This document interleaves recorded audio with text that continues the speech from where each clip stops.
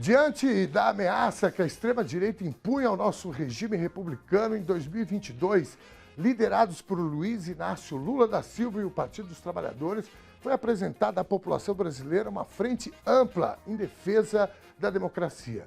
Rivais históricos se uniram em torno da candidatura de Lula. Alianças que seriam inimagináveis anos antes foram costuradas meticulosamente em nome de um só objetivo: a manutenção do Estado de Direito.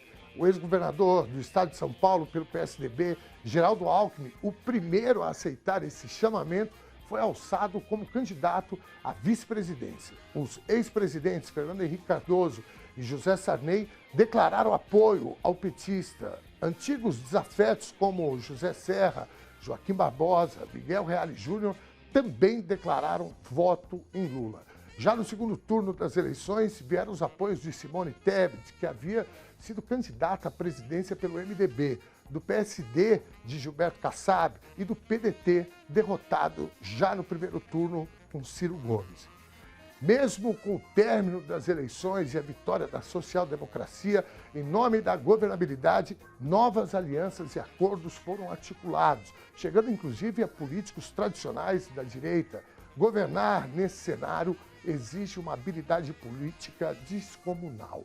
Felizmente, o presidente Lula, maior estadista da nossa história, detém uma habilidade ímpar na condução dessas articulações políticas. Felizmente, nosso presidente conta com companheiros e companheiras de primeira ordem para ajudá-lo nessa tarefa. Felizmente, para o povo brasileiro.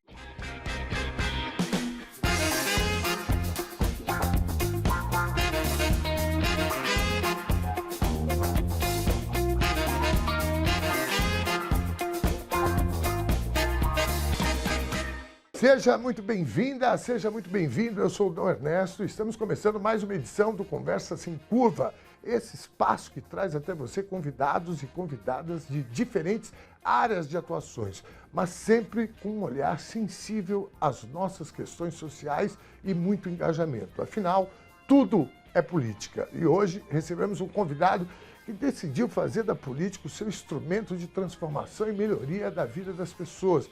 Embora muito jovem, seu currículo é de veterano. Professor e médico do SUS, esse sistema espetacular que o Brasil tem, foi 2 vezes eleito vereador por Campinas, cidade pela qual, em 2022, foi o candidato a deputado federal mais votado nas últimas eleições. Para prefeito, obteve mais de 123 mil votos, ficando em segundo lugar. Quero dar as boas-vindas ao querido Pedro Tourinho, que até ontem estava deputado federal. Ernesto. Como é que vai, querido? Grande prazer, bom demais estar aqui. Muito Quero bom. saudar todo mundo que está aí nos assistindo. Muito bem. Bom, primeiro quero te fazer a seguinte pergunta. Você até ontem estava como deputado federal, você é o primeiro suplente, você estava substituindo o Rui Falcão. O Rui Falcão. Isso. E o Rui Falcão voltou agora. Exato. O Rui Falcão está com quantos anos? Alguém sabe aí, produção? 80 e pouco, né? Acho que Já? é uma 80 Eu anos. entrevistei ele há pouco tempo, apesar da grande lucidez. Eu preferia que você, mais novo, tivesse bicho com gás. Não. E tem outra, 81 anos, já estão cantando a bola aqui para mim. Eu adoro o Rui Falcão. Aliás, eu tive com ele há pouco tempo entrevistando. Mas, pô, eu acho que você tem mais gasolina aí. Desculpa. Olha, me meter nessa treta. Eu vou falar que o Rui é um cara com uma vitalidade, uma energia Sim. surpreendentes. Ele Sim. parece ter uma idade muito menor e é um cara de uma inteligência, de uma sagacidade. É um deputado necessário Sim, e fundamental, sabe? É um baita quadro deputado. político. Quadro político. Né? O Rui foi o nosso deputado mais votado nas últimas eleições. Sim. E foi uma honra para mim, esse período que eu exerci o mandato como deputado, o Rui estava licenciado, poder contribuir com o governo federal, com as pautas, com a defesa da agenda de construção, de reconstrução do Brasil que o presidente Lula estava empreendendo. Eu fiquei muito feliz de votar, inclusive, projetos estruturantes aí para o Brasil. A gente votou a reforma tributária, por exemplo, que é uma medida civilizatória para esse país. E esse período foi muito bom para o meu amadurecimento também. A gente agora tem muito claro, né, a importância de ter um mandato que represente um setor amplo do Estado, ali Campinas, a região metropolitana de Campinas tem mais de 3 milhões de pessoas.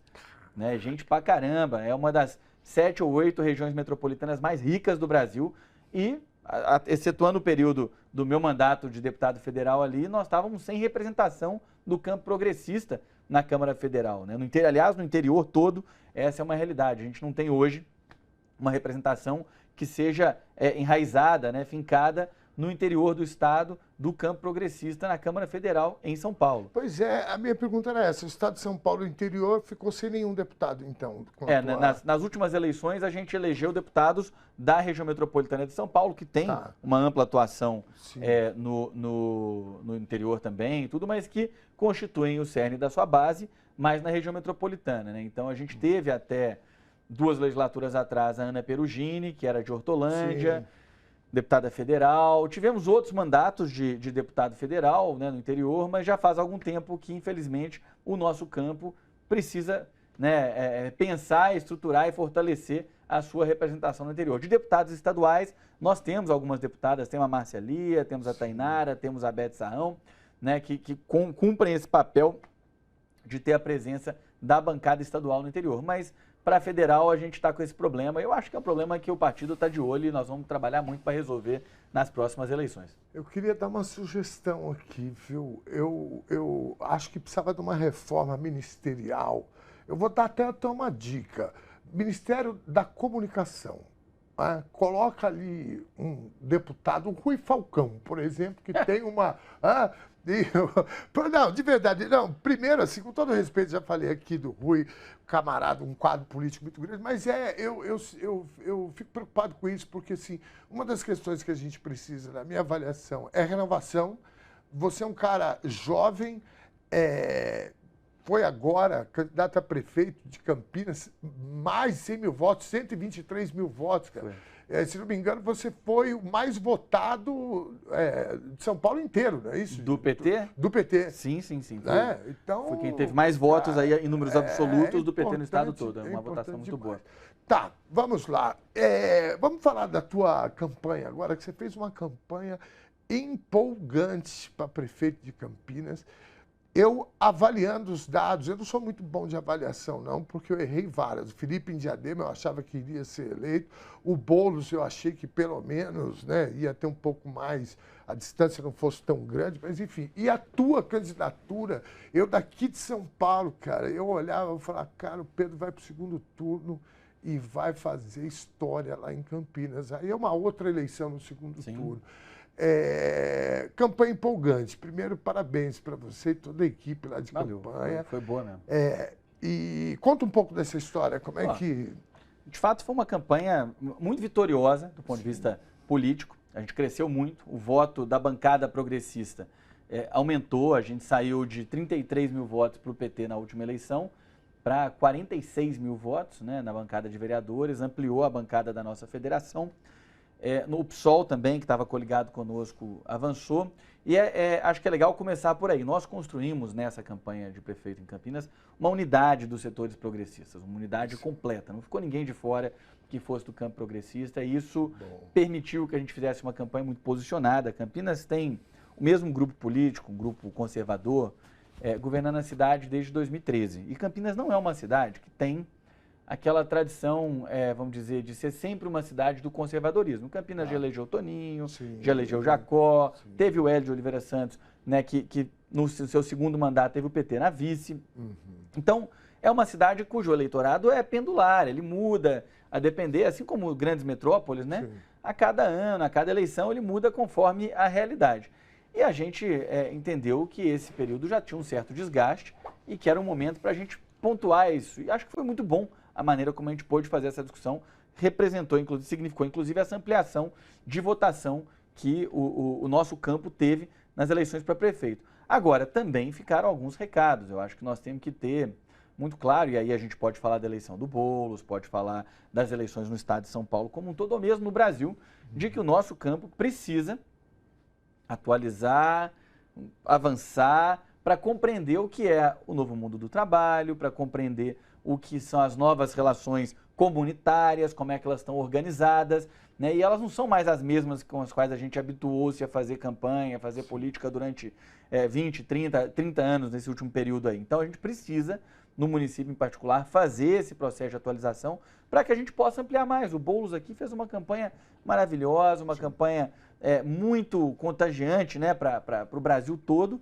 E a gente acabou vendo que, assim como aconteceu em Campinas, assim como aconteceu também em São Paulo, o eleitorado ficou mais ou menos o mesmo. Foi 40,62 em 20, 40,65 em 24. Quer dizer, nós precisamos entender como é que a gente chega nesse percentual do eleitorado que faltou, chegou perto demais aqui em São Paulo, no caso, com 40%, como é que a gente ganha, né, mais esses 10% que faltam desse eleitorado, pelo menos para poder ter mais chance de uma vitória majoritária, apesar da gente também ter conseguido manter e organizar bem as bancadas de vereadores aqui na cidade. São Paulo saiu com uma bancada robusta, rejuvenescida também, uma bancada... Isso é importante. Né, isso é muito bom. Tivemos aqui votações como a da Luna Zaratini, com 100 mil votos, uma votação maravilhosa, reelegemos vários dos vereadores do nosso campo, né?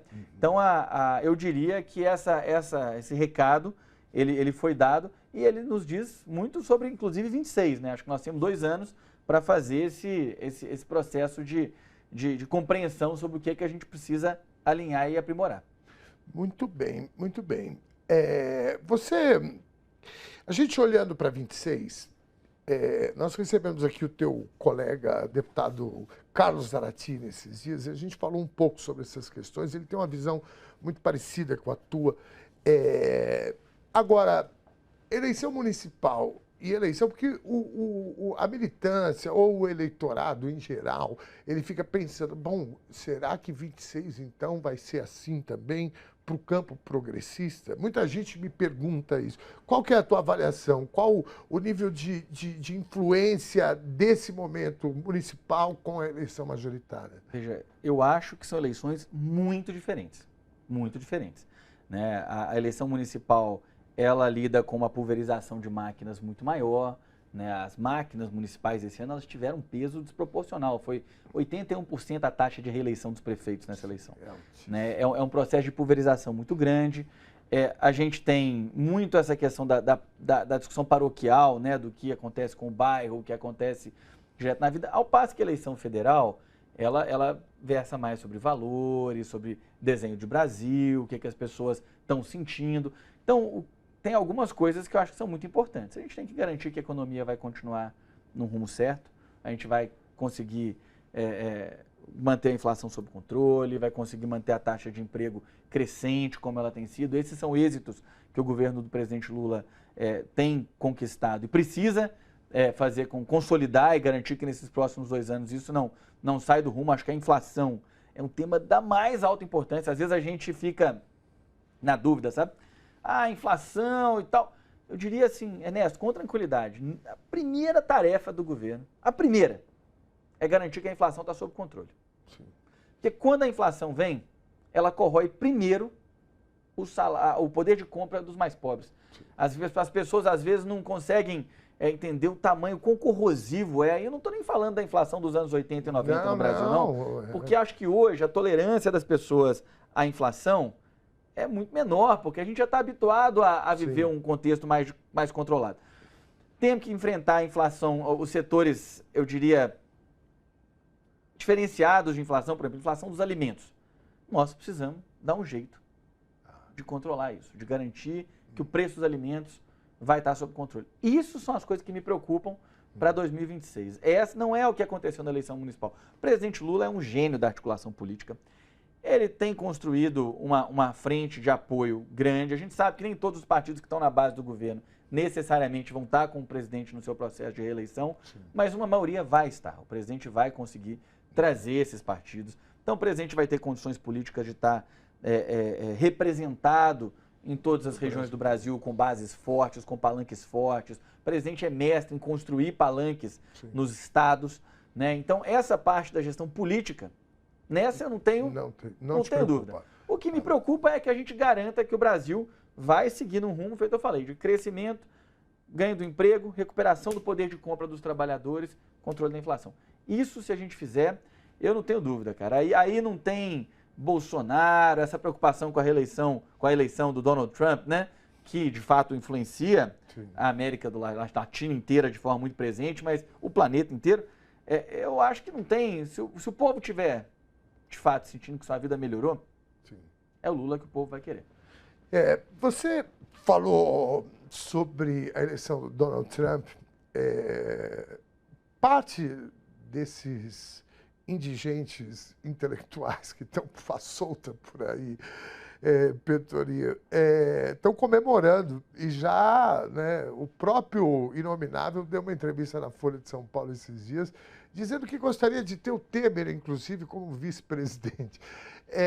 Eu acho que isso, na minha avaliação, não tem muita influência na questão da justiça, nessa perspectiva da Suprema Corte, de pressão e etc. Agora, é natural que isso traga uma certa musculatura para a militância deles, que eu tenho uma certa dificuldade de chamar de militância. Você concorda com essa avaliação?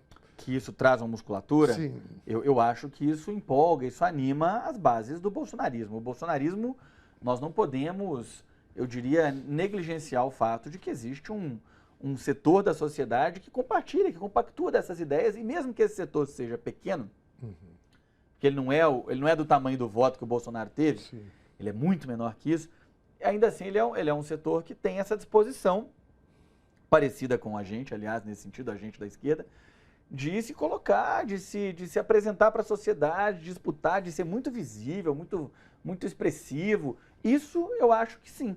Eu acho que ele ganha essa perspectiva de falar, ó, voltou lá, vai voltar aqui. Esse discurso. Sim. Agora, o Bolsonaro está inelegível e vai continuar inelegível. Ele está cheio de processo, é questão de joia, é questão de reunião com o embaixador. Ele vai preso. Eu, em 2026, eu espero vê-lo na cadeia. São questões, e eu acho que a justiça brasileira, ela agiu de forma mais consistente do que a americana, sim, nesse sentido.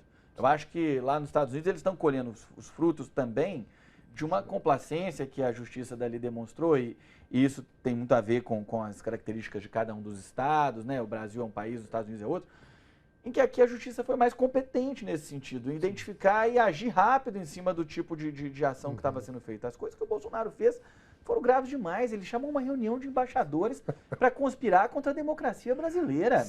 Depois, no exercício do mandato de presidente da República. Um negócio de uma gravidade enorme, né? Assim, para falar do...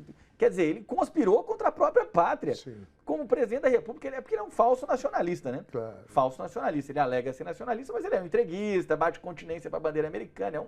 É um capacho, né? Um cara que está ali trabalhando para os outros. Então, nesse sentido, em que pese poder ter um ânimo maior aí do bolsonarismo e tal, eu acho que eu volto para a chave do que eu falei mais cedo. Eu acho que se a gente mantém um rumo certo para a economia, garante que o trabalhador, que quem está batalhando, porque a vida ficou muito difícil nesse período, Ernesto. Sim. A gente teve uma onda de aumento de preço dos alimentos. A gente tem essa questão da precarização do trabalho, com essas novas formas, que são as velhas formas de outro jeito, né? Que é a uberização e tal. Claro.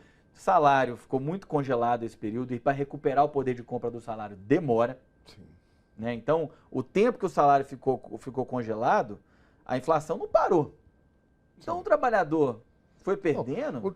Nem o Temer nos 2 anos, nem os 4 anos do Bolsonaro, eles fizeram aumento real do salário mínimo. É isso. E a inflação cresceu muito. Então, tem um passivo, um déficit, que está sendo gradativamente recuperado, né, para o trabalhador. Demora para sentir os efeitos disso. Sim. Demora para isso chegar na vida das pessoas, a pessoa falar, ufa, depois de anos de sufoco, consegui respirar.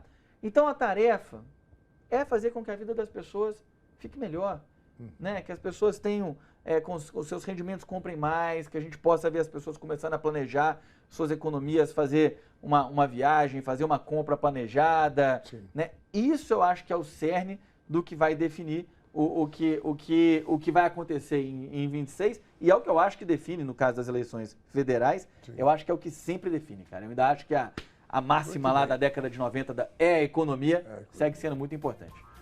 Nós vamos para o nosso primeiro intervalo, a gente volta já. Com licença, queridão. Sai daí não.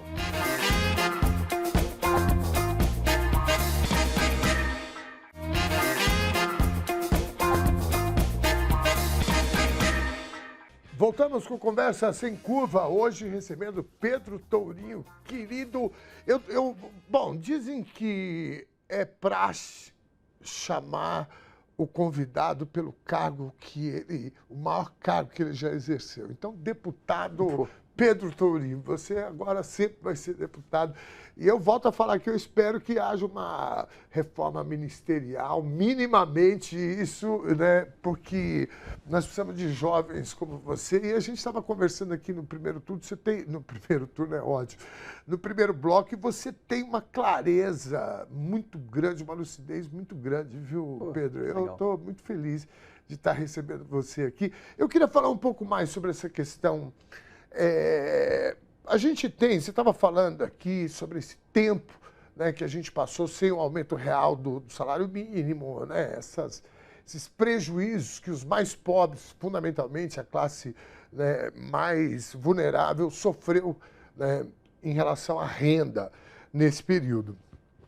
Agora, nós temos resultados positivos. Sim. Nós temos muitos resultados positivos, aliás, do ponto de vista da economia. Né, os dados estão aí. Eu, às vezes, fico meio preocupado quando a gente olha a avaliação do governo e eu falo, cara, tem alguma coisa que essa conta não está fechando. Eu, para ser um pouquinho mais radical, eu acho que se tivesse, com todo respeito ao vira-lata caramelo, mas se o Bolsonaro tivesse dado o lugar dele para um vira-lata caramelo, já era um ganho para o país inimaginável.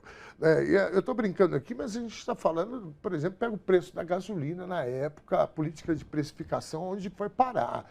Né? Isso são coisas que a gente sente, né, no bolso na hora. Você põe gasolina no carro, enfim. E mesmo com esses avanços, e os números, os dados mostram isso não se reflete numa avaliação positiva. Para mim, tem um erro de cálculo aí. Eu acho, e eu queria dividir isso com você, a comunicação do governo e do campo progressista. Segundo, a falência do sistema capitalista. Eu tenho pensado muito nisso, sabe, Pedro? Eu queria dividir contigo, porque, veja, você tem uma parte da sociedade que olha e fala, cara, não tem mais jeito. A classe política, infelizmente, para muita gente, eu, né, continuo defendendo aqui, digo, a política é a única ferramenta de transformação da sociedade, mas a gente também tem que olhar e ver que tem muita gente que, numa crise como que a gente está vivendo, e na minha avaliação não é uma crise, uma ascensão da extrema-direita apenas. Eu acho que a gente tem um problema dessa falência do sistema capitalista.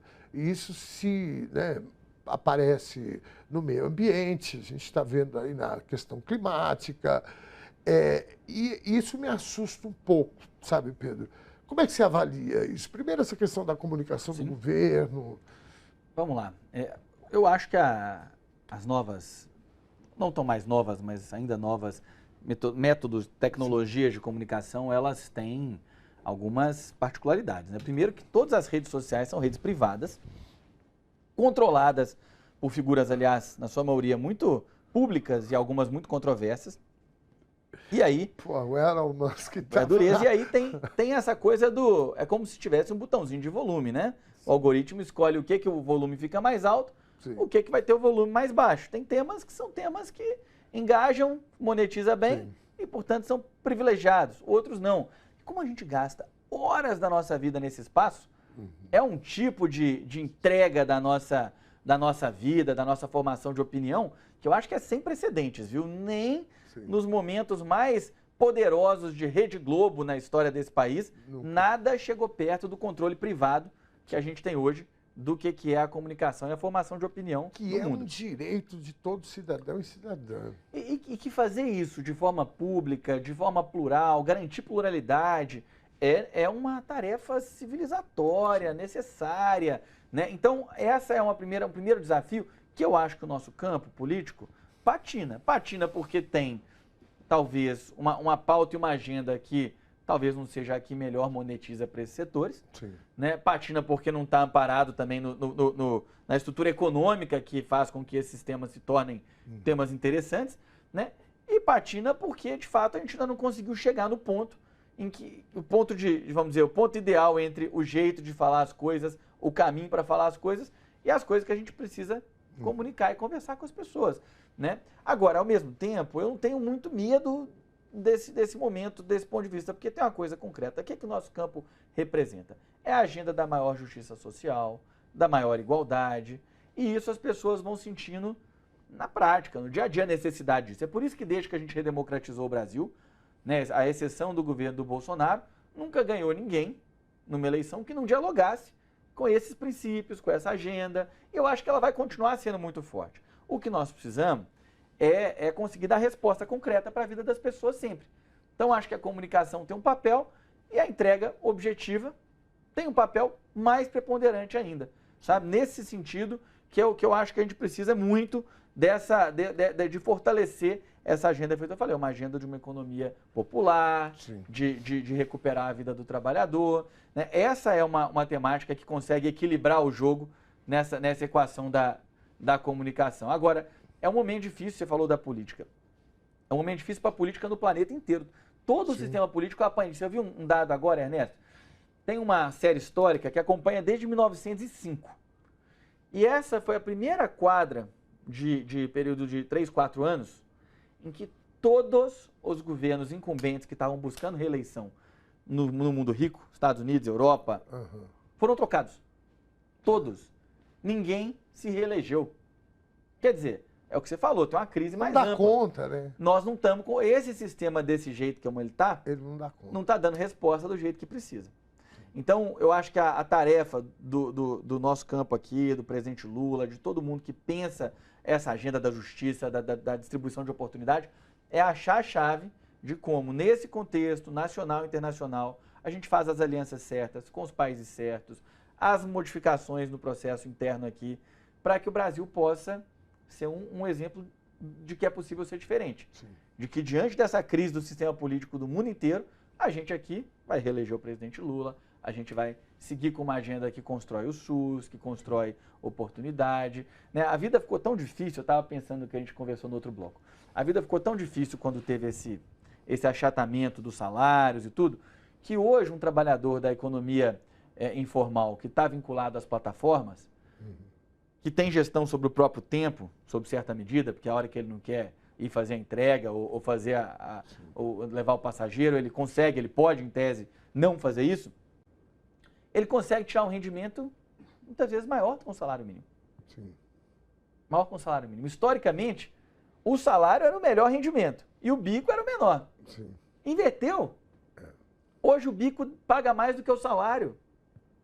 Se o bico paga mais que o salário, você não tem um patrão, você não tem você tem a gestão do seu tempo e do seu horário, as pessoas vão acreditar nesse modelo. Eu coloco muito nisso a explicação para gente feito o Pablo Marçal, por exemplo, aparecer aí. Essa coisa de falar, não, é cada um por si, o mundo é bruto, né? Essa é a mensagem subliminar do Marçal ali, é que o mundo é bruto, se você ralar, você se dá bem, se você fracassar, você é um fracassado. É isso. Aliás, eu não sei se ele já está fazendo terapia para poder... E se me pagar uma grana, eu te ensino a destravar a mente. O problema é que ele perdeu a eleição, né? O problema é que ele perdeu a eleição. Então, eu não sei se foi... o suficiente. Eu acho que ele talvez não tenha se esforçado o suficiente, não tenha tido mérito.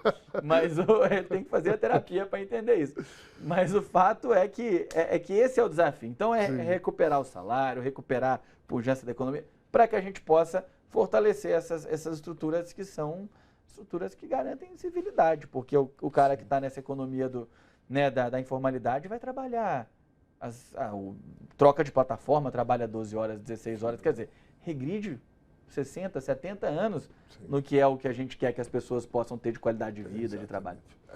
E aí entra essa questão dessa visão de mundo, né, de desenvolvimento humano, né, que é o que está muito em pauta. Sabe que o Frei Beto esteve aqui com a gente esses dias e ele disse o seguinte: nós precisamos, como diz o Papa Francisco, né, o Frei Beto falando, que a gente precisa inventar um pós-modelo de sociedade pós-capitalismo. né? Pode não ser o socialismo e etc., mas nós precisamos trazer um pouco de humanidade, porque nós vamos destruir o planeta ou talvez a espécie, né? Do jeito que a gente está caminhando, a gente está vendo a questão climática, né? Enfim. E essa coisa muito perigosa também, como você falou, do Pablo Marçal, por exemplo, que a mensagem subliminar é essa: cada um por si, e os fortes sobrevivem, e o mundo é bruto mesmo, e pronto. Eu lembro aqui uma passagem que ele teve na 25 de março, e aí eu tenho um amigo que estava trabalhando na comunicação dele, e eu falei com ele no mesmo dia, ele falou: cara, um absurdo, na 25 de março, todo mundo gritando Pablo Marçal, a gente... Aí eu falei: cara, mas você quer o quê? Na 25 de março é exatamente esse perfil de pessoas que estão lá, gente da periferia que trabalha ali e faz aqueles rolos, vende coisa falsificada, enrolando os outros, você compra... Antigamente o cara comprava um videocassete e recebia um tijolo, né? Levava, mas enfim, vale tudo, né? E essa preocupação do que esses caras representam. Agora, você traz uma tese bem interessante, que o deputado Zaratini também falou um pouco sobre isso, sabe? Essa coisa de você trazer bem-estar social, a economia chegar realmente nas pessoas, e que isso pode... Eu tenho muita preocupação com a comunicação. Sim. Eu tenho muita preocupação, porque eu disse aqui, aliás, o Zara disse que um dos acordos nessa eleição da presidência da Câmara foi que o candidato assumisse um compromisso de tocar o PL das fake news, porque isso, para mim, é fundamental. Sim. Sabe, eu acho que... E para além disso, né, quando a gente fala de comunicação, a gente fala da própria televisão, né, que a gente tem aqui famílias que são donas, né? Você pega lá em Alagoas, a família Collor é dona da repetidora da TV Globo. Eles estão lá na justiça tentando, né, retomar, mas não consegue. Minas, a gente teve o AES por muito tempo, na própria Bahia, né? Então, assim, isso eu tenho uma preocupação, porque a gente nem isso resolveu, e aí vem esse fenômeno que é as redes sociais, e a gente está... o pessoal estava falando aqui que tem para explicar a nossa visão de mundo é muito mais difícil, né? O cara, em poucos caracteres, ele expõe o conceito deles. É bandido bom, é bandido morto. Pronto, resolveu. Sim, sim. Eu acho que a livre expressão, ela é, de fato, um bem sagrado. Agora, confundir a liberdade de falar com a ausência de consequências para o que se coloca é o pulo do gato que esses caras ficam tentando implantar, né? E é uma defesa covarde, porque eles pegam algo que é muito precioso, que é a liberdade de expressão, e acham que é a liberdade para mentir de forma deslavada, caluniar, para poder falar o que for. Né? Você pega a coisa do laudo fake que soltou. Foi indiciado hoje pela Polícia Federal esses dias. Né? Sabe, tem que ter consequências, não adianta, não é liberdade de expressão.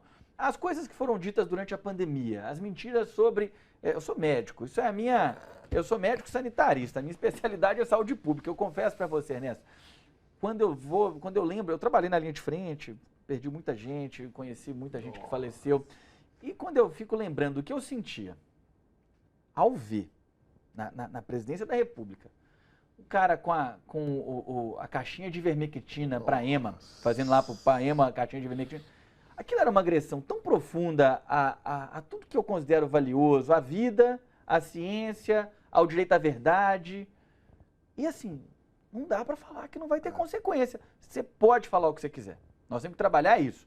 Todo mundo pode falar o que quiser. Mas tem que estar disposto a ter consequências. Sim. Tem que estar disposto. E se for um discurso abertamente criminoso, que incita, que desinforma para poder se beneficiar de forma criminosa, e isso for caracterizado, tem que ser impedido de chegar ao todo da população, senão o mal pode se disseminar de forma muito violenta. Então, é um momento crítico. Eu fico muito feliz, tanto que a gente tem iniciativas como leis que estão sendo discutidas, projetos de lei, para regulamentar e organizar isso, quanto de ver que o Poder Executivo, o Poder Legislativo hoje, Poder Judiciário hoje, está cada vez mais atento e incidindo. Eu acho que, inclusive, é uma tarefa que repousa nessas duas esferas mais do que no Executivo, no Legislativo e no Judiciário. Essa é a dobradinha de poderes que pode garantir que essa questão das fake news, que é um problema tão grave, deixe de ter a dimensão que tem, né? E sem falácia, né? Porque quando teve a suspensão do X, né, do Twitter, houve uma conversa muito grande de quebra da liberdade de expressão no Brasil e tal. Agora, aquela história, na Turquia, na Índia, onde tem governos com alinhamento político, com a concepção do dono da empresa, tirava conforme pede, né? A lei mandou, eu sigo a lei, porque o juiz mandou, a ordem judicial se cumpre. Quer dizer, existe aí nesse caso específico, um esforço para ter o direito soberano de dizer, de mentir sem limites. E é muito bom que a gente tenha, foi o que eu falei, no judiciário, a força que foi demonstrada e no legislativo um esforço para impedir que isso aconteça. Eu estou convencido de que nesse próximo ciclo político, esse tema no Congresso Nacional vai avançar. Muito bem. E é fundamental. Não existe democracia que resista a esse tipo de coisa. Não existe. Porque eles influenciaram. Muita gente dizia assim, porque a Globo... A gente sabe que a Globo fez 64, em 89, em 2016. Tudo isso a gente sabe. Agora, quem elegeu o inominável em 2018 foram as Big Techs. Quem manteve Bolsonaro durante 4 anos foram as Big Techs e quase reelegeram ele em 2022. Pois é. E a base de mentiras e de crimes. Então, assim, não tem democracia que resista a isso. Eu acho que, pensando um pouco aqui, essas novidades, né, que aparecem, isso é um fenômeno, né? O mundo todo não estava preparado. Né? Então, eu acho que agora nós precisamos de mais pressa, nós precisamos ter mais... Né? Eu me lembro aqui, quando surgiu a discussão desse PL, né, que o Orlando Silva era o relator, teve uma discussão, inclusive, dentro do campo progressista, de não compreender direito o que era aquilo. Né? Então, assim, e isso vem também de desinformação. Né? Isso também é fruto, né, da falta de uma regulação, o que seja. Pedro Torinho, eu vou pedir licença, nós vamos para o nosso segundo break. Daqui a pouquinho a gente está de volta.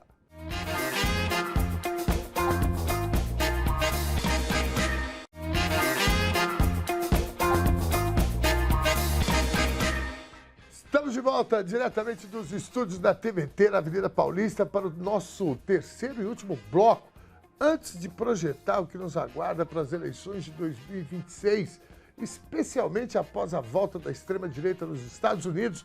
Vamos para as nossas dicas culturais. Vocês já conhecem a Pina Contemporânea? Está acontecendo uma parada muito bacana por lá que a gente quer sugerir para vocês. A exposição Era Uma Vez, Visões do Céu e da Terra. A mostra convida todos e todas a fazer uma viagem no tempo e no espaço para pensar sobre outros mundos, novas perspectivas e imaginar novos começos. A exposição reúne obras de 34 artistas de diferentes nacionalidades que trazem no seu trabalho artístico questões sobre o mistério dos cosmos, ancestralidade e afrofuturismo. Você pode visitar a exposição Era Uma Vez, Visões do Céu e da Terra, todos os dias, menos as terças-feiras, até abril do ano que vem. A Pina Contemporânea fica na Avenida Tiradentes, número 273.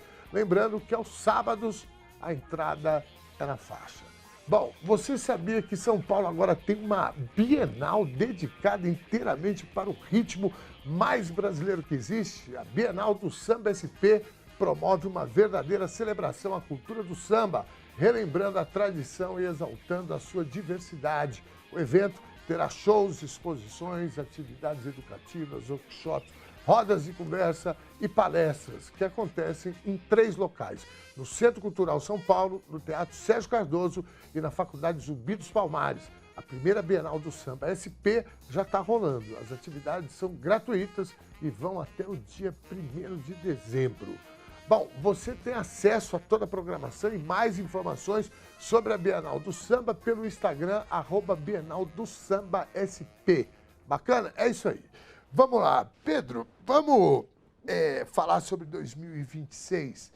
E como é que você está olhando para o futuro, né, os teus desafios aí? Porque eu, sinceramente, eu estava falando aqui, brinquei aqui com a questão do Rui e tal, mas de verdade eu acho fundamental e é óbvio que o partido também pensa nisso, que o governo também pensa nisso, de distribuir tarefas, de olhar. A gente tem a questão, na minha avaliação, do interior de São Paulo, que é uma problemática para o campo progressista, né? A gente conseguiu, através do interior de São Paulo, eleger um carioca da gema para governador do estado. Pois é. Né? Então, eu particularmente, e eu avalio, portanto, que é importante, né, a gente fortalecer as lideranças do campo progressista no interior de São Paulo. Você era o único deputado com essa, né, situação do Rui no interior de São Paulo, o único deputado federal. Você fez uma campanha linda e empolgante para prefeito.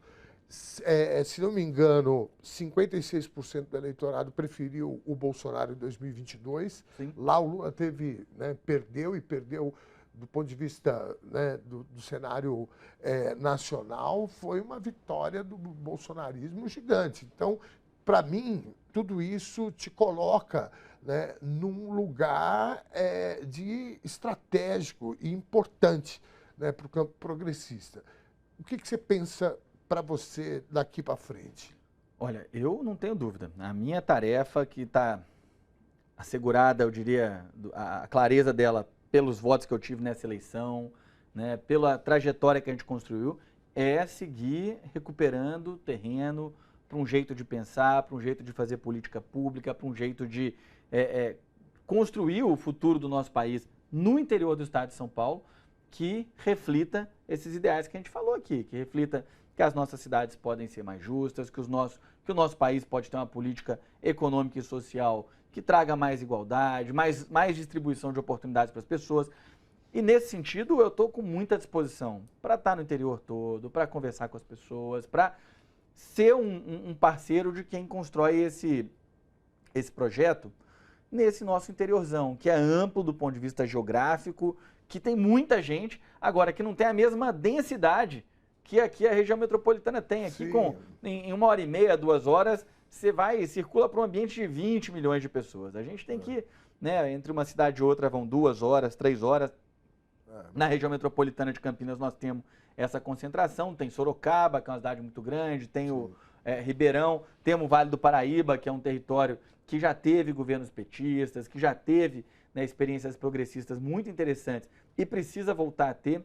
Agora, é o que você falou, é uma visão de projeto para o partido, é uma visão de projeto para a disputa de 26. Né, o Tarcísio, ele perdeu na região metropolitana de São Paulo. Sim. Né, o Haddad ganhou de forma maravilhosa. Quando eu penso nessa vitória do Haddad aqui, né, uma cidade feita em São Paulo, que teve o governo do Haddad, depois escolheu o João Dória, né, naquele trágico ano de 2016, e ela fez uma reparação histórica, eu diria, ao falar: Haddad, aqui você tem maioria, nós queremos você governador, né? Acabou não vencendo por causa justamente do peso dos votos do interior, mas a verdade é que nós precisamos fazer isso, ou a gente vai ter muita dificuldade para dar sequência ao projeto nacional do PT, porque o interior é muito grande, tem muito peso econômico, muito peso demográfico, né? E aí o que nós precisamos mesmo é construir como, é organizar como, é garantir que nós vamos fortalecer as lideranças que disputaram as eleições nas diversas cidades esse ano. Nós tivemos candidaturas do PT, do PSOL, do PCdoB, do PSB, onde o PSB está mais à esquerda, né, do campo progressista em várias cidades do interior do estado, e nós vamos garantir que essas lideranças vão poder se candidatar, vão poder fazer o debate, vão ter condições de fazer o trabalho de formiguinha do cotidiano nas cidades. Eu acho que esse é o desenho de como a gente pode recuperar esse território. Temos lideranças muito expressivas no interior do estado, como o prefeito Edinho Silva, o atual prefeito de Araraquara, que não fez a sua sucessão ali, embora a Eliana tenha tido uma campanha maravilhosa, seja um quadro maravilhoso e tenha tido uma bela votação, né? O Edinho tem um papel muito grande nessa construção desse projeto estratégico para o interior, e acho que o cenário está aberto, até porque é isso, esse campo, esse projeto que a gente representa, ele dialoga muito com a realidade do interior. O interior tem muito problema social, muita coisa que não funciona, muita coisa que o Estado não resolve, né? A saúde está muito precária para todo mundo, a gente tem problemas importantes da qualidade das ofertas de emprego que as pessoas têm. Então tem desafios reais e nós vamos ter que dialogar com isso para poder recuperar esse espaço. Principalmente pôr o pé no chão e caminhar e conversar com as pessoas. É isso. Eu tenho a impressão, eu queria dividir isso com você, que aqui na capital, região metropolitana de São Paulo, a gente teve um eleitorado que era nosso e que migrou ou para o Pablo Marçal ou mesmo para o Ricardo Nunes. Aliás, eu queria mandar um recado para o Ricardo Nunes, que eu adorei a harmonização que o senhor fez no rosto, viu? Olha, eu vou te falar, se puder fazer em alguns bairros da cidade, a gente vai agradecer também. Então a gente tem alguns setores da região metropolitana que eram nossos e muita gente reclama, o campo progressista saiu da base, abandonou a base, se afastou muito, e que eu acho que é uma reflexão importante que, inclusive, a gente deve fazer. No interior de São Paulo tem um desafio maior, porque você tem que ir atrás de uma base que a gente nunca teve. O interior de São Paulo ele sempre foi salvo raríssimas exceções, por exemplo, como, né, Campinas, né, você citou aqui o Toninho, teve outros. O Jacó também. Agora, é uma disputa mais complicada ainda, né? Conversando com o deputado Zaratini aqui sobre futuro, ele falou um pouco sobre isso, que o Lula tem cobrado os ministros para fazerem, né, política, para estarem lá na base, conversarem, né? E eles, né, o Zaratini e alguns deputados também discutindo de também estarem mais próximos dos movimentos sociais, de montar uma agenda com sindicatos, movimentos sociais e promover debates. Eu acho que um dos caminhos para voltar até a base, a ter contato, etc., e ouvir a população, é justamente esse. Então, o desafio de vocês no interior é maior, né? E sem você ter a estrutura de um mandato de deputado federal ou deputado estadual, que seja, as coisas ficam mais complicadas. Então, assim, está correta essa avaliação desse fator complicadíssimo? Corretíssima. Essa é a dificuldade, eu diria. Você pegar historicamente, você citou deputados estaduais. Cada cidade de porte médio do estado tem seu deputado estadual. Via de regra, a maior parte do campo conservador. As elites, os setores tradicionais das cidades, eles não abrem mão de ter esse espaço ali, porque eles sabem que é fundamental para dar estrutura e condição à reprodução da sua visão de mundo, do seu projeto político, né? E de representar também o que eles veem ali como o que eles estabelecem como as demandas. O fato é que o que eles estabelecem como pauta política, via de regra, não atende às necessidades do povo. Né? Não atende. Mas as pessoas, às vezes, não têm nenhuma referência do que pode ser um projeto alternativo e diferente. Então, a nossa tarefa, enquanto lideranças, com mandato ou sem mandato, é conversar com as pessoas sobre a possibilidade de outros projetos. Portanto, fortalecer os partidos também. Movimentos sociais, Zaratini está corretíssimo. Fortalecer a relação com os movimentos sociais e fortalecer os partidos do campo progressista nos interiores, porque é onde vai ter gente todo santo dia, dialogando com as pessoas, pensando outros caminhos. Ou a gente faz isso, né? Ou esse nosso processo de recuperação, de retomada, vai ficar muito mais árduo. Já é um solo pedregoso, feito você falou, um solo desafiador, e de fato né? O peso das elites econômicas, dos senhores das fazendas, dos donos das fábricas. Tem município que tem uma fábrica que tem um dono e ele emprega o emprego formal de 1/3 da população, do PIB da cidade, do cara lá, e aí de quem falar contra. Essa é a realidade em vários municípios que eu conheço, né? E isso precisa ser enfrentado de alguma maneira. Eu fiz um lançamento de um show há um ano, ou talvez até 2 anos. E aí eu tive Porto Alegre, tive Florianópolis, Belo Horizonte, Rio de Janeiro, São Paulo capital e interior de São Paulo. E quando eu estava indo e a gente anunciava o show, Florianópolis, o pessoal vai, cuidado, Santa Catarina, né? Muito...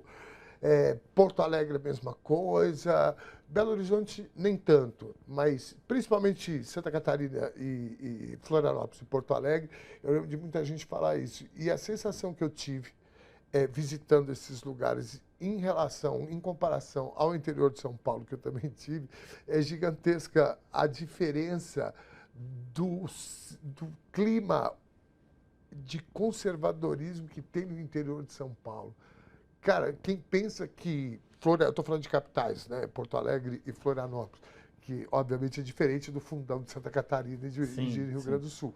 Mas a gente tinha uma leitura completamente diferente. Então, no interior de São Paulo, eu fiquei assustado, cara. Eu tive alguns lugares, eu falei, não é possível isso, é uma loucura, uma loucura. Eu fico imaginando o tamanho do desafio de vocês. Mas sabe, todo lugar, toda cidade, todo ambiente político tem as necessidades que precisam ser trabalhadas, sabe? Onde tem trabalhador, onde tem, né, essas diferenças que a gente tem no Brasil, eu acho que o terreno é fértil. O que nós precisamos fazer é chegar com muita humildade, muita tranquilidade, escutar as pessoas mais do que falar. Sim. Às vezes também falta isso, sabe? Escutar as pessoas mais do que falar, entender o que são essas necessidades e dialogar com as necessidades que as pessoas têm. Eu acho que essa é a tarefa que muitas vezes a gente precisa conseguir cumprir e fazer uma aliança com as pessoas para que as pessoas entendam que o Brasil é amplo, que tem diferenças regionais, que você tem que ter governos sensíveis a essas diferenças. O presidente Lula tem esse brilho e essa clareza, né? Como um homem nascido no Nordeste, que migrou para São Paulo, que foi um trabalhador da fábrica. O Lula congrega num corpo só, né, tantos Brasis ali, e é por isso que ele é a figura maravilhosa e enorme que ele é, né? Então, essa característica, essa capacidade de ouvir as pessoas e de fazer aliança com as pessoas para que a vida delas melhore, é o que nós vamos precisar trabalhar para recuperar o espaço nesse interior, que é conservador, mas onde as pessoas também precisam avançar muito. Nessa cadeira sentado, o Frei Beto, ele me disse o seguinte: a cabeça pensa onde os pés pisam. É isso aí. Isso é uma lição gigantesca com o campo progressista. E que bom ouvir você, que é uma liderança jovem, e você, e tanto o Zaratini que teve aqui, eu acho que o recado das urnas foi compreendido pelo campo progressista e eu fico feliz de você ter essa visão e, né, essa percepção, assim como o Zaratini. Isso anima a gente, viu, Pedro? Que bom. De verdade. Que bom mesmo. Falando ainda do interior, um outro detalhe, que esses lugares um pouco mais conservadores, que tem uma história assim, é engraçado que quando você vai falar com o campo progressista e conhecer as pessoas do campo progressista, elas têm uma força gigantesca. Eu acho que a luta também dá uma calejada e forma, né? Tem que ter convicção, né? Exatamente. Muito bem. Pedro Tourinho, querido, foi um prazer enorme, cara. Eu quero que você volte aqui mais vezes. Só chamar. E eu sei que você vai voltar como deputado federal, viu, meu caro? Tomara. Eu tenho convicção que você vai voltar aqui. Próxima vez que você vier, não vai demorar muito como deputado federal.